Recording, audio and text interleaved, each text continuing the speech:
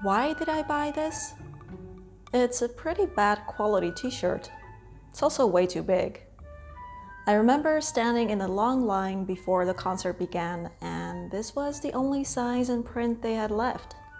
I remember thinking, it's only a shirt. If I don't get this here, I won't be able to find it anywhere else.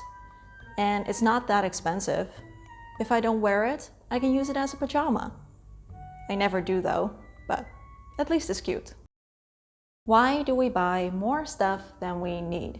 This is a question that I have been pondering recently. If you've ever spent money on something useless, or you'd like a bit more insight into how you can spend your money and resources more mindfully and intentionally from now on, I think it could be good to understand the why behind your purchasing decisions, because why we buy is just as important as what we buy.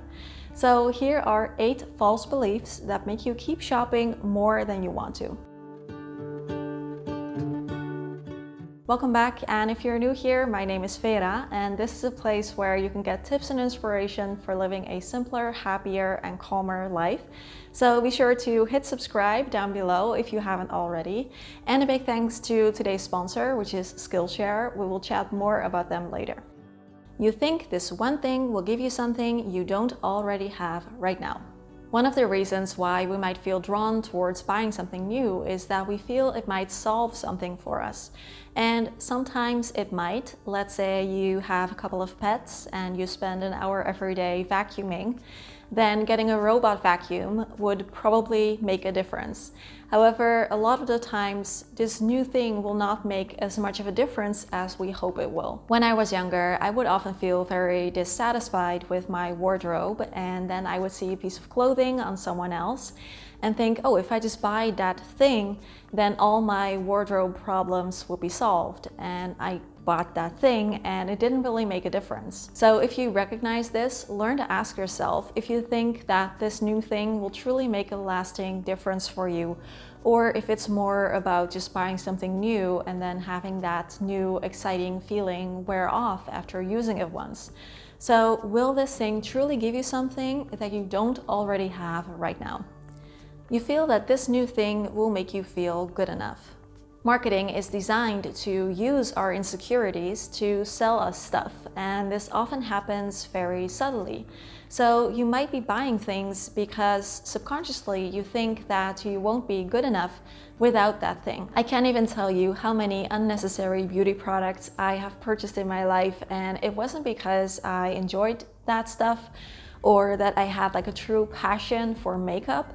It was just to cover up my insecurities, and it never really helped. Studies show that our purchases, and especially emotional purchases, are often linked to our insecurities, and they can make us feel more insecure, not less. And we buy products that counter the area of insecurity we experience. For example, when I got a promotion at work, I went out shopping for new outfits that signify job success, and that wasn't because there was a new dress code or anything like that.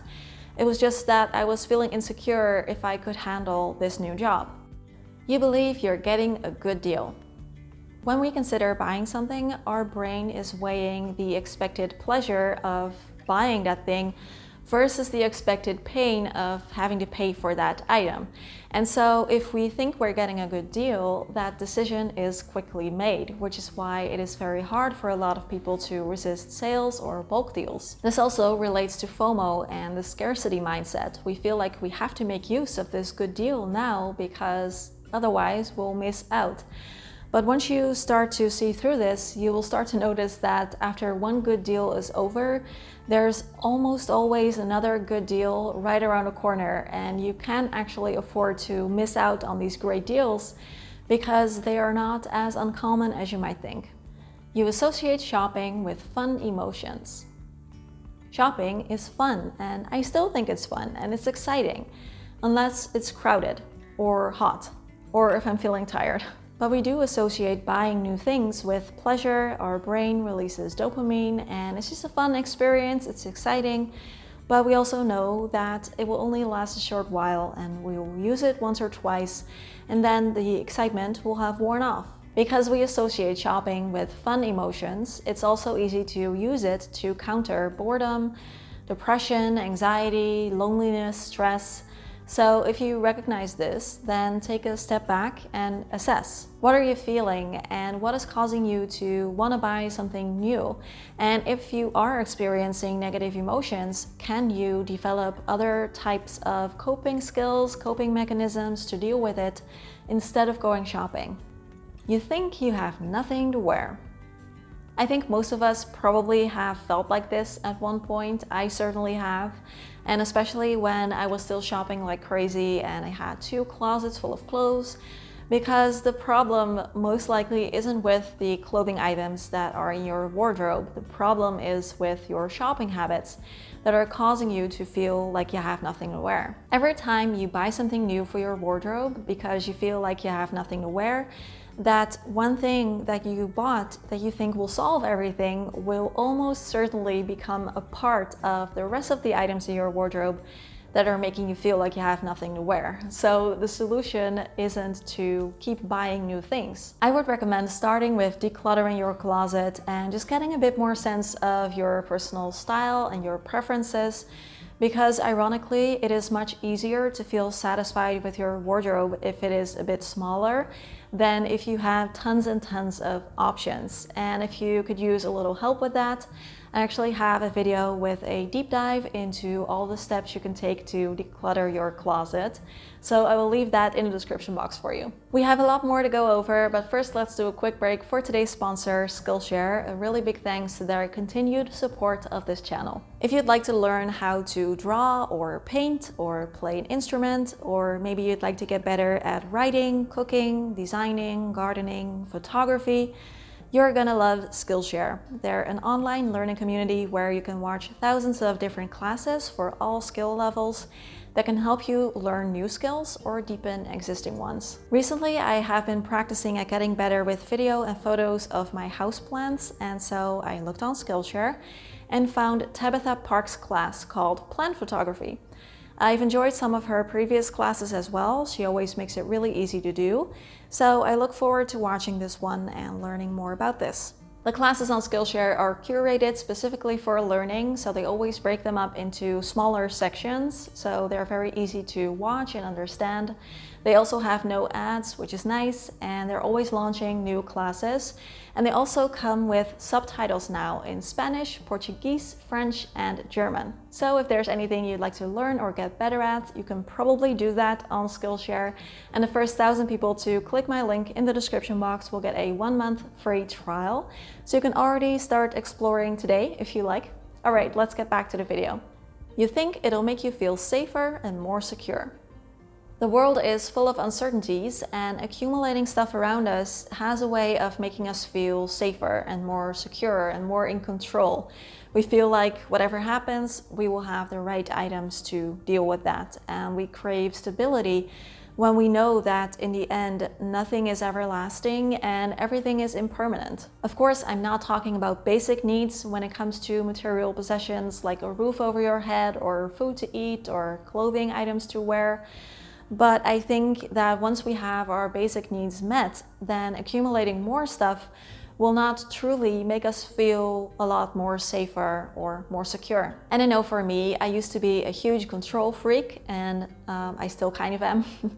But minimalism and decluttering have taught me to let go of that a little bit and to trust that things will work out and that I don't have to hold on to all of my items just in case, or keep buying new things just to be safe.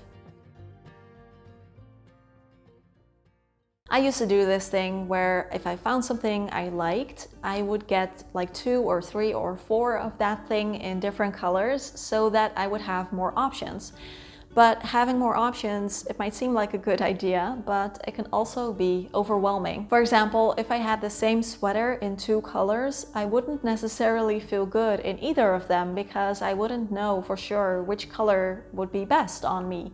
And if I had just made a decision in the store and stuck with that decision, I would have been much happier with my 1 sweater than with my 2 sweaters. I used to believe that having a closet full of clothes was better than having a curated smaller wardrobe, or that having 10 different purses in different colors so that I could like mix and match was better than just having one or two that go with everything.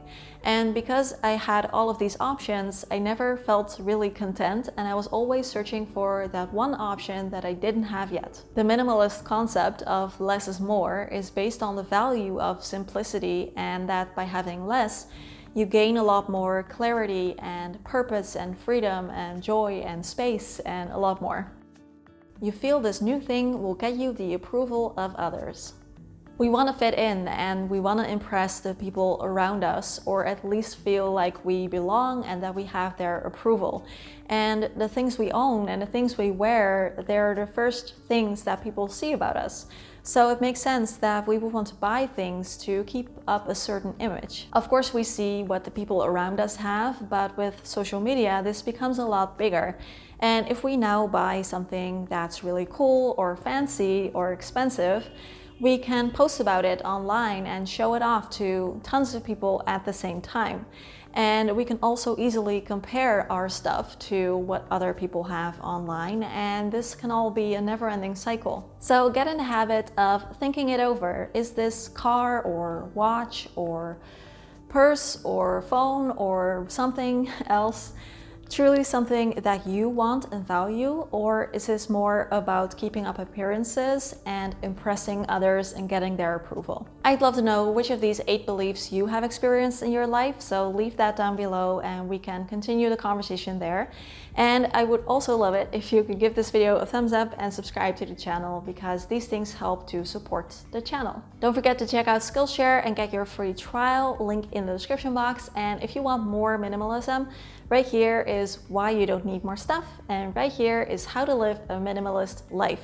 As always, thanks for being here. Questions, comments, conversations down below. Have a lovely day, and I will see you again soon. Bye bye.